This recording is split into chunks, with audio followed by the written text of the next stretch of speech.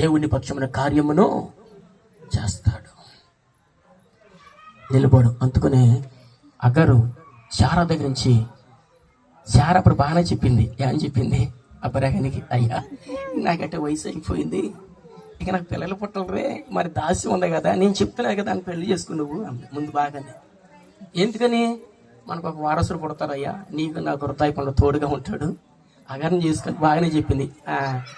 అప్పుడు దేవుడిని అడుగుతున్నారు కదా, శారా చెప్పినట్టు చేయనని ఈయన పిలిచిన దేవుడు.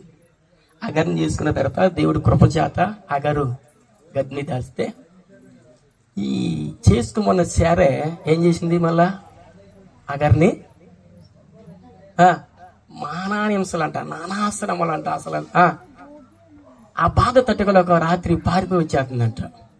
అరణ్యంలో దేవుని తోత అగరు ఎక్కడి నుంచి వస్తున్నావు అని అడిగితే, నా యజమానురైన శారా దగ్గర నుంచి వస్తాను. ఎందుకంటే ఆమె పెట్టే బాధని పడకపోతున్నాను, పారిపోతానంటే అప్పుడు అంత లేదు.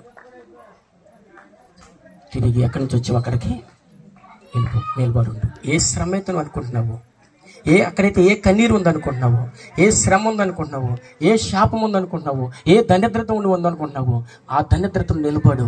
ఆ దరిద్రత నీకు ఆశ్రితకరంగా మారుస్తానన్నాడు ఆయన. ఆ శ్రమను నీకు దీవెనకరంగా మారుస్తాను, ఆ నిందలు నీకు మేలుకరంగా మారుస్తాను. నువ్వు ఎక్కడైతే శ్రమని పారిపోవచ్చేస్తున్నావో తిరిగి వెళ్ళి అక్కడ నిలబడు. నేను నీకు పుట్ట బిడ్డలను నేను ఆశ్రయించబడుతున్నాను, నీలోంచి 12 మంది రాజులను నేను తీసుకుని వస్తాను. తిరిగి వెళ్ళిపోయింది. శారా దగ్గర అనుగమనిగి ఉంది. మరలా వచ్చింది. మరలా శారాకు పుట్టాడు. అగర్ కూడా ఇస్మాయిల్ ఇల్లు ఆడుకుంటూ ఆడుకునేనంట.